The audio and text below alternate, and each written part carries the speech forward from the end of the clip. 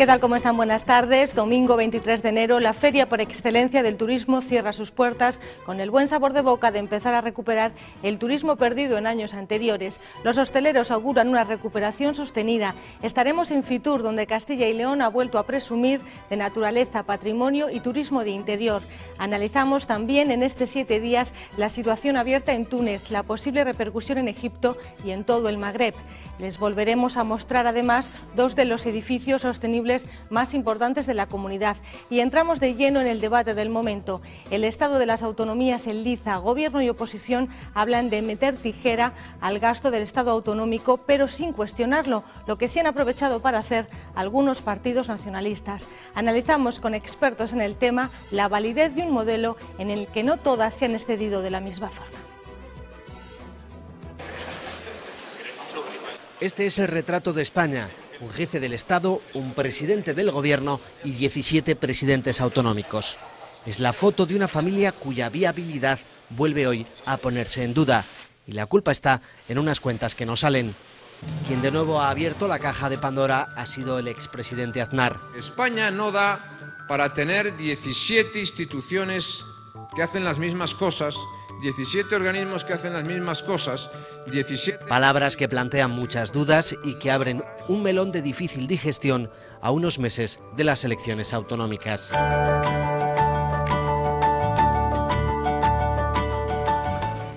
Dos siglos lleva España debatiendo sobre su diseño territorial.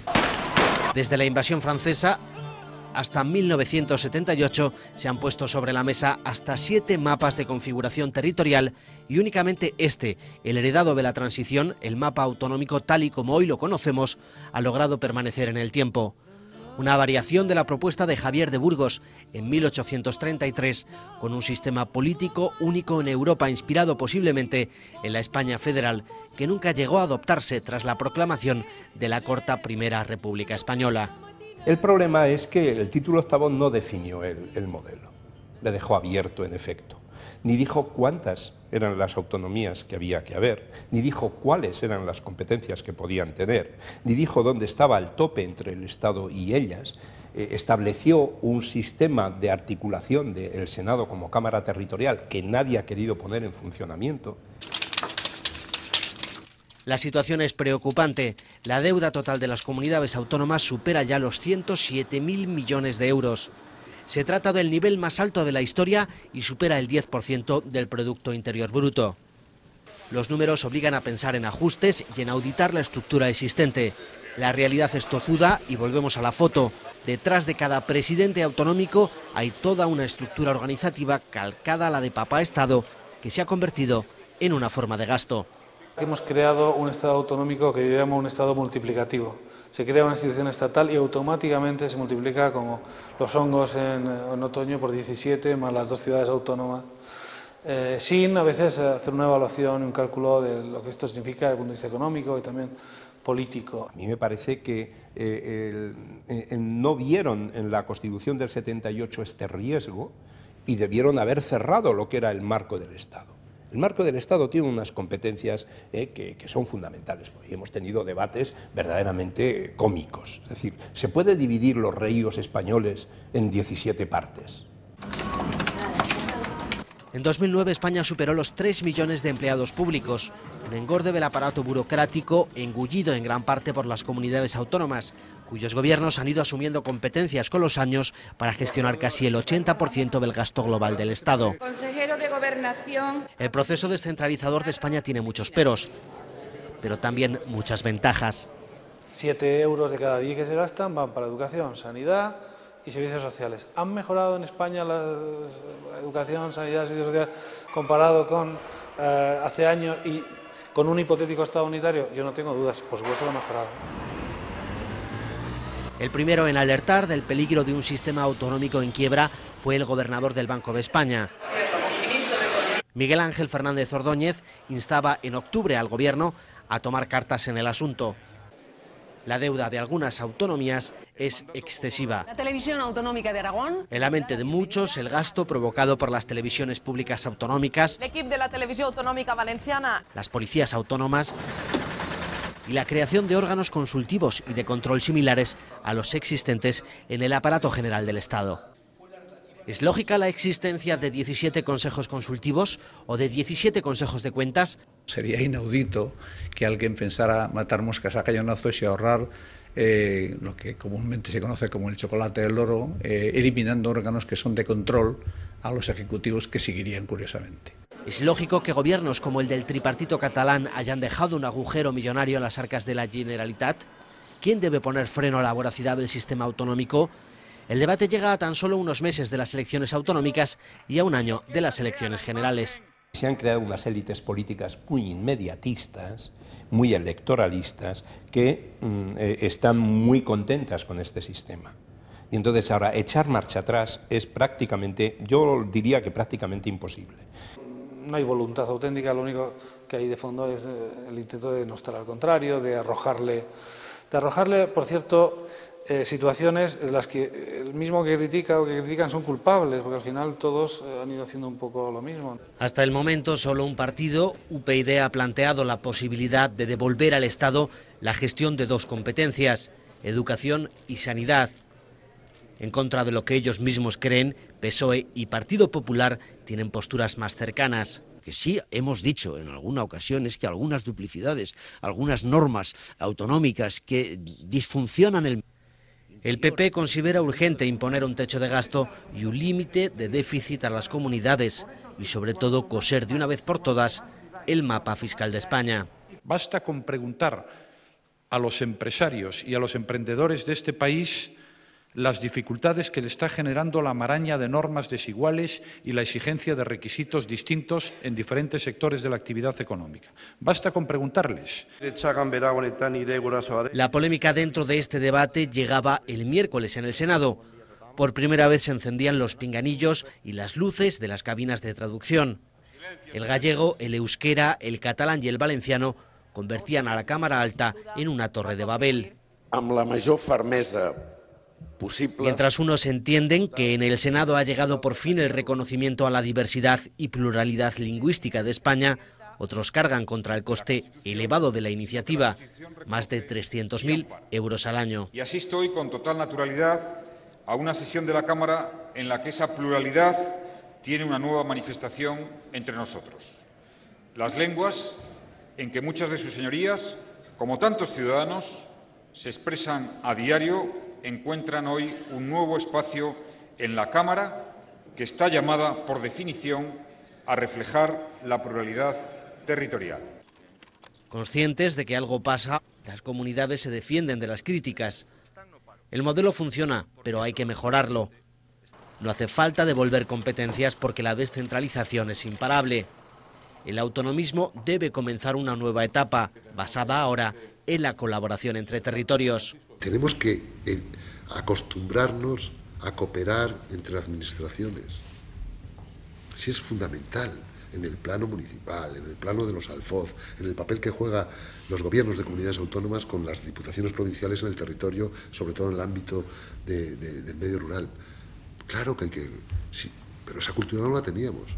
Hay 1000 formas de coordinar, de mejorar, de profundizar en la España autonómica, pero desde luego lo que el Partido Socialista nunca va a plantear es una involución, una vuelta atrás o un volver a aquella España en blanco y negro. Yo definiría definitivamente la Cámara Territorial del Senado. Y en la Cámara Territorial del Senado un profundo debate. A ver, ¿hasta dónde debe llegar el Estado? ¿Hasta dónde deben llegar las autonomías? Y un acuerdo de todo el país. Los expertos coinciden en que la sentencia del Tribunal Constitucional sobre el Estatuto de Cataluña dibuja las líneas del tablero sobre el que se jugará la nueva partida del autonomismo. Un nuevo marco para seguir avanzando en una demanda común, que todos los españoles tengan las mismas oportunidades independientemente de dónde vivan.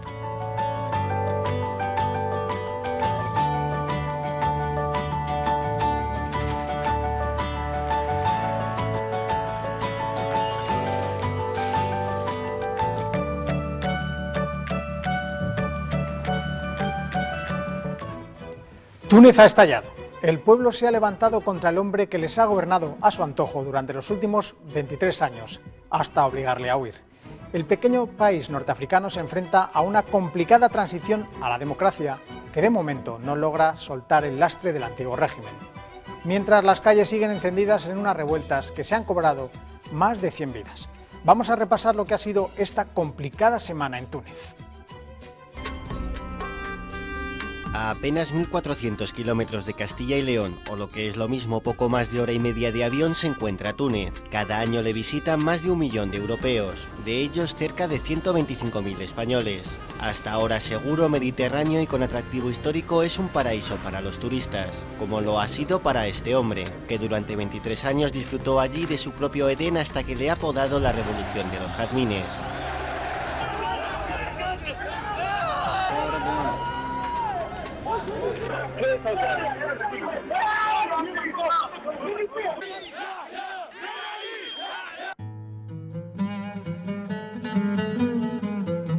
Abidine Ben Ali accedió al poder tunecino por medio de un golpe de Estado en 1987. Para darle forma de lo que no era, convocó elecciones para otorgarse cierta legitimidad, pero antes modificó la Constitución para presentarse tantas veces como quisiera. Ganó todos los comicios con la práctica totalidad del sufragio. Durante más de 2 décadas fue concentrando el poder en parientes y allegados, instaurando una especie de califato laico familiar que desangró las arcas públicas con lujosas mansiones y un altísimo nivel de vida. Desde que llegó al poder solo ha habido miseria, cárcel, tortura, represión y juicios injustos. Veo pruebas de tortura cada vez que me entrevisto con alguien en la cárcel. Se condena a la gente a 12 años por sus opiniones políticas. Hay gente que ha muerto torturada en el Ministerio del Interior. Se le acusó en varias ocasiones de dictador y de ignorar los derechos humanos, algo a lo que hizo oídos sordos hasta que jugó con el sustento de su pueblo.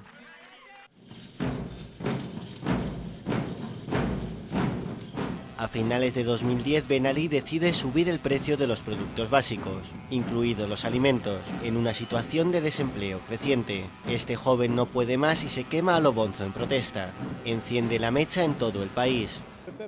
La gente está harta de la corrupción y está cansada de su privación de libertad y no puede ser constantemente humillada por Ben Ali y los miembros de su familia, que se han estado enriqueciendo. Miles de tunecinos se echan a la calle a principios de enero contra el régimen de Ben Ali. Son duramente reprimidos. En menos de una semana mueren 23 manifestantes según el gobierno y más de 60 según la oposición. A pesar de tener a la nación insultándole en las avenidas, Ben Ali aún se aferra al poder. El 10 de enero se dirige así al país. Hechos violentos y sangrientos han provocado la muerte de civiles y heridos en las fuerzas de seguridad. Han sido liderados por bandas de enmascarados que han atacado las instituciones públicas amparados por la noche, incluso a ciudadanos en sus casas en actos terroristas. Calificar a sus ciudadanos como terroristas va a ser su billete al exilio. Ha estallado la revolución.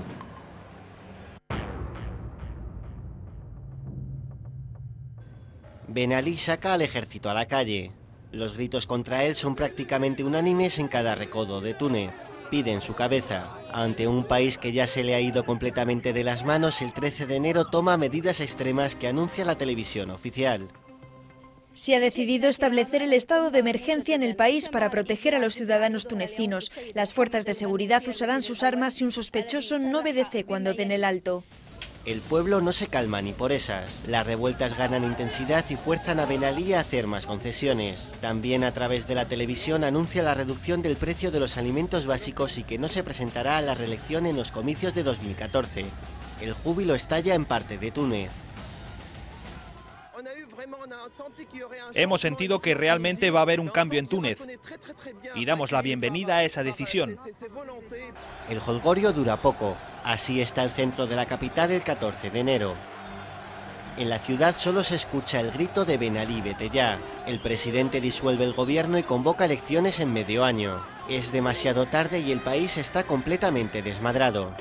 El ejército trata de frenar las protestas como puede. Hay decenas de muertos. A media tarde, Ben Ali huye a toda prisa rumbo a Arabia Saudí. El primer ministro Muammar Ghannouchi asume la jefatura del Estado. Apenas dura un día en el cargo. El sábado 15 le sustituye el presidente del Parlamento, Fouad Mebaza, el hombre que ha de guiar la transición. Con la ayuda de Ghannouchi forma un gobierno de coalición en el que por primera vez hay miembros de la oposición. La tarea del gobierno será la transición a la democracia a través de la reforma de las leyes y la preparación de unas elecciones limpias. Baja la intensidad de las protestas, pero no desaparecen. A muchos tunecinos no les hace gracia la presencia de miembros del antiguo régimen en el Ejecutivo. No podemos esperar nada de esos criminales. Hacen leyes con la sangre de los tunecinos. ¿Se puede confiar en un estafador? ¿En alguien que ha estado apoyando a un dictador? Tampoco confía en los propios miembros del nuevo gobierno. 4 ministros de la oposición lo abandonan en apenas 24 horas. Abren una brecha institucional muy difícil de cerrar. La sociedad tunecina es una enorme zanja que se agrieta hacia otros países.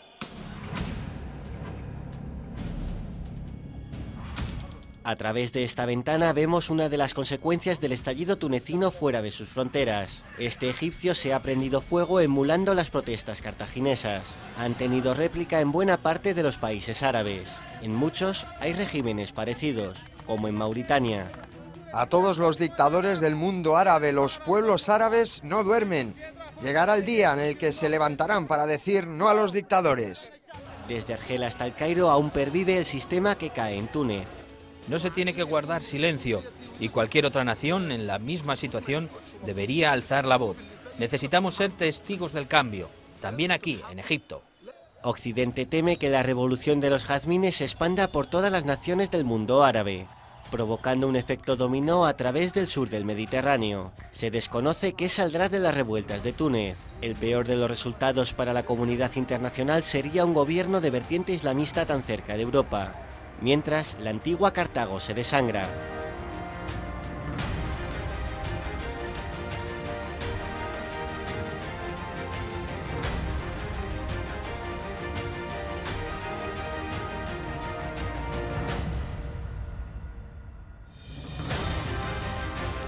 La vida sigue. Un ejemplo lo tenemos al ver el expositor de Túnez en la Feria Internacional de Turismo que hace apenas unas horas ha cerrado sus puertas en Madrid. Fitur 2011 se ha presentado con el deseo de olvidar la crisis, de pasar página con nuevas fórmulas y sobre todo con el deseo de remontar el número de turistas y de pernoctaciones. Con el mismo stand que el año pasado, Castilla y León ha presentado la nueva edición de las edades del hombre y el vasto patrimonio que jamás se deslocalizará. A pesar de la que está cayendo, el turismo rural en Castilla y León creció un 5,35% en la comunidad y más de 500.000 de peregrinos recorrieron la ruta jacobea. Les invitamos a darse una vuelta por el mundo en muy pocos metros. 75.000 metros cuadrados en 10 pabellones. Más de 10.000 expositores de 166 países y regiones, entre las que volvía a estar Castilla y León. Durante 5 días, Fitur se convierte en un pequeño mundo a sus pies, solo esperando a que hagan la maleta.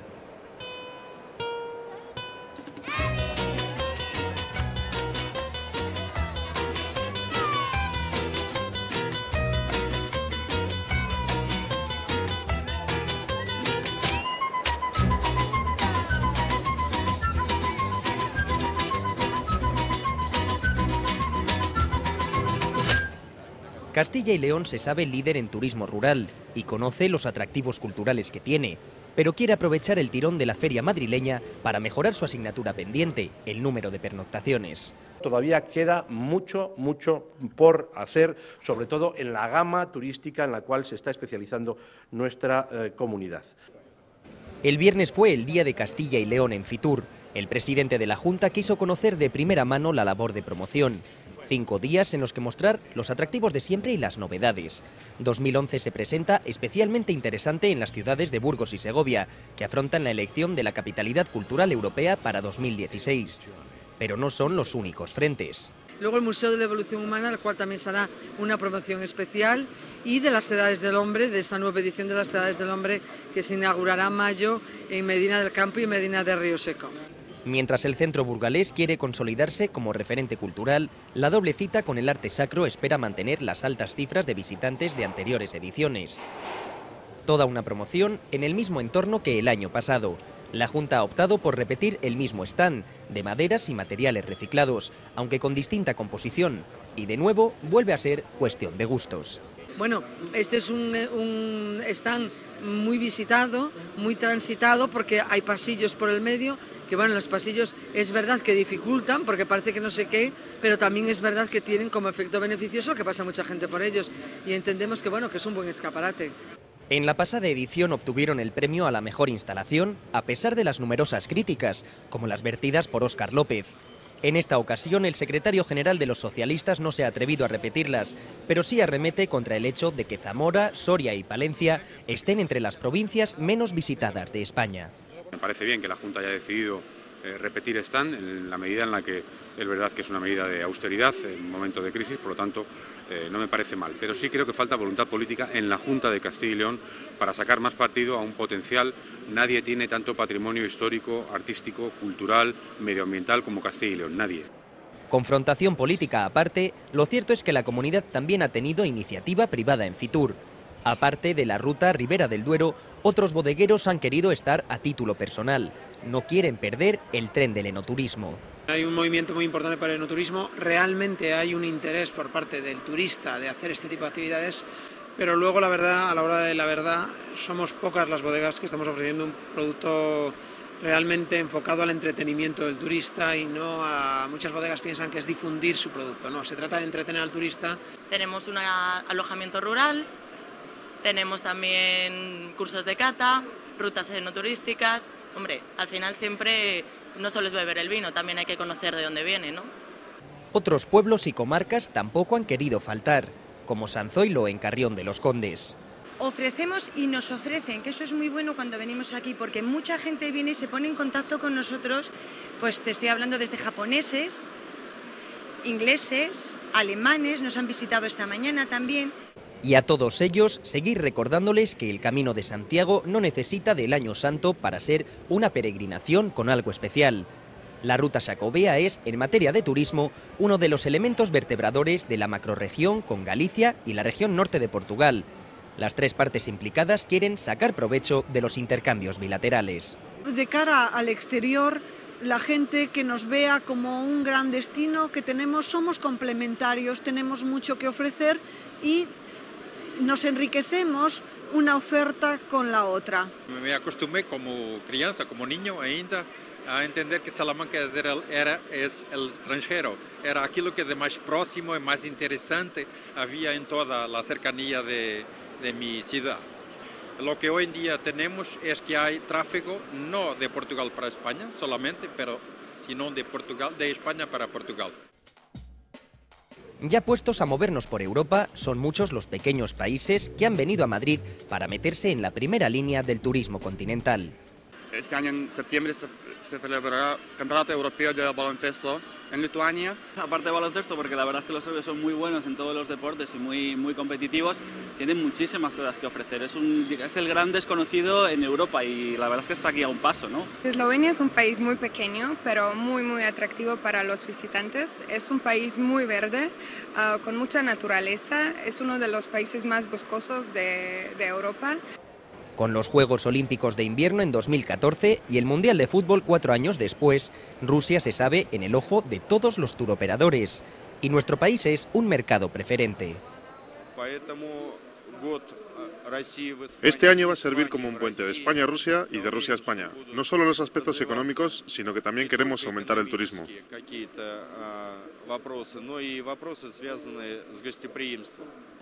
Las jornadas de trabajo son frenéticas. Hay solo 47 horas para cerrar el mayor número de acuerdos posibles. Pero no nos quedemos en Europa. Fitur llega hasta los confines de la Tierra. Paraísos de los 5 continentes presentan sus tesoros al mundo. En nuestra nueva capital, Astana, disponemos de una arquitectura moderna muy bonita. Es un espacio idóneo para realizar cumbres y ofrecemos un mercado lleno de posibilidades. Madagascar es un país poco conocido de los españoles, pero ahí hay de todo, la playa, las selvas, la naturaleza. Otras zonas tradicionalmente más turísticas también quieren consolidarse. Centroamérica, por ejemplo, es mucho más que México y Cuba. Y todos quieren un trozo del pastel y no se conforman con poco. Cerramos con un 9% de aumento, de incremento con respecto al año anterior. pero eso no es suficiente. Pues jugamos con la ventaja de que tenemos toda la parte hispana, toda la herencia latina por haber sido parte de España por muchísimos años, y tenemos toda la parte de infraestructura norteamericana por ser ahora parte de Estados Unidos. Nicaragua, sin ir más lejos, tiene 900 kilómetros de costas y un cierto sabor a la comunidad. La ciudad de León, que también es una ciudad colonial, que tiene una de las 3 iglesias catedrales más importantes, construidas por los españoles en América, ¿no? Con un cóctel o una mascota, con algo de comer o con nuevas tecnologías. Cada país, cada región tiene su fórmula para atraer visitantes. Fitur es un derroche de bailes, sensualidad, música y cultura, que seguro no les defraudará, pero no se queden en IFEMA. El objetivo es que no se olviden de viajar.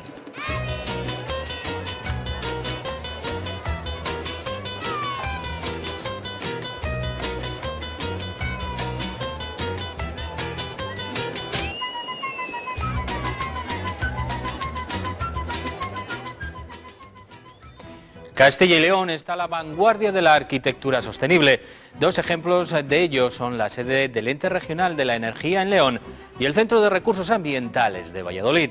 Ambos han sido puestos como ejemplo por el Consejo de Arquitectos de Europa a través de una selección realizada para celebrar sus 30 años de existencia. Un equipo de Castilla y León Televisión ha averiguado el porqué de esta elección. Les guiamos a continuación en una visita a estos 2 edificios de referencia internacional. Sol, agua, viento, son los grandes ciclos de la naturaleza y los que hacen que edificios como este, sede del Ente Regional de la Energía, o este otro, el Centro de Recursos Ambientales de Valladolid, respiren por sí mismos. 2 diseños diferentes, pero un denominador común. Se han convertido en una referencia internacional de la arquitectura sostenible.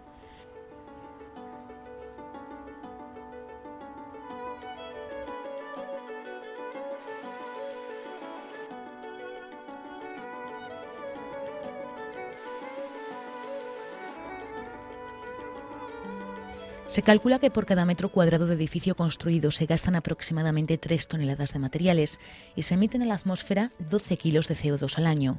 Peor impacto llega a tener un derribo. La emisión de CO2 llega a alcanzar los 22 kilogramos. Son las consecuencias de un sistema de construcción que hasta ahora ha tenido sus cimientos en la rentabilidad económica sin tener en cuenta las consecuencias medioambientales. La normativa europea va poniendo poco a poco cordura y en esa carrera que se ha iniciado hacia la arquitectura sostenible, Castilla y León está en una posición privilegiada, se ha adelantado en los tiempos y este edificio es un ejemplo. Así lo ha considerado el Consejo de Arquitectos de Europa, que se lo lleva a Bruselas para mostrar el buen hacer castellano-leonés. Es un orgullo el poder contarse entre los edificios que se van a considerar como edificios modélicos a nivel de Europa. Son más de 1.500 metros cuadrados, están construidos con materiales reciclados y sobre una planta semienterrada. Quieren garantizar así lo que se llama inercia térmica. La inercia térmica es que la diferencia entre la necesidad de calentar y la necesidad de enfriar las distintas dependencias, al estar semienterrado, el propio terreno hace que el edificio siempre esté en las mejores condiciones posibles. No hace falta tanto calor para calentarlo en invierno, ni hace falta tanto frío para enfriarlo en verano. A la hora de construir el edificio es una estructura de acero, un acero que no está soldado, sino que está atornillado, y después, desde el punto de vista de los cristales, son reciclados. Toda la madera que aparece o está en el edificio es madera reciclada. Iluminación LED, paneles térmicos y caldera de biomasa para garantizar el calor completan este edificio contemporáneo en el que todos los recursos naturales se utilizan de la forma más eficiente que permite la tecnología. Es la sede del Ente Regional de la Energía y, aunque estaba en la fase final, se ha quedado fuera de la exposición europea. Nuestra función principal es la de intentar promover proyectos, actuaciones y hacer llegar a todos los sectores de la sociedad lo que es el ahorro y la eficiencia energética y el aprovechamiento de las energías renovables. A estas alturas, 7 años después de haber construido el edificio, creemos que precisamente el edificio es un ejemplo de todo eso. El cómo se afrontó el mismo fue desde un punto de vista, digamos, muy teórico, muy general, tratando de aplicar principios generales de captación y ahorro de energía. Una de las claves fundamentales es precisamente intentar aprovechar la ubicación donde se encuentra el edificio y dentro de esa ubicación aprovechar aquellos aportes gratuitos de energía. Lógicamente, en una zona urbana lo que tenemos como gratuito en principio es el sol, la temperatura, la humedad exterior. De ahí que la fachada norte esté cerrada para proteger el edificio del frío y la sur sea acristalada. Es como una especie de porche cerrado, doble capa de cristal y un pasillo por el que circula el aire hasta llegar aquí, el atrio, el pulmón del edificio. Es un lugar, un espacio diáfano de 100 metros cuadrados por 15 de alto, donde se oxigena el aire, se humecta y es el que finalmente termina en los despachos, en las oficinas, para climatizar y ventilar el edificio. La vegetación tropical es la encargada de mantener un equilibrio climático en el que la temperatura no baja de los 15 grados ni supera los 24 y la energía está asegurada. Estos paneles solares y fotovoltaicos suministran la electricidad y el agua caliente que el edificio necesita. Si se hubiera utilizado tecnología convencional y no se hubiera aprovechado la parte bioclimática, es decir, esa parte que hablábamos de ventilación y calentamiento y enfriamiento gracias al sol y a la sombra que genera el edificio, hemos evaluado aproximadamente que estamos ahorrando en combustible, en gas natural para calefacción y para agua caliente sanitaria, en torno a un 50% de lo que consumiría el edificio si no se hubiera construido con estas tecnologías. Y en energía eléctrica un 30%. Sus 2.500 metros cuadrados son una muestra de que sostenibilidad y funcionalidad no son incompatibles. La arquitectura sostenible, cuando deje de tener ese adjetivo, entonces habremos llegado al punto fundamental para que la arquitectura sea lo que posible.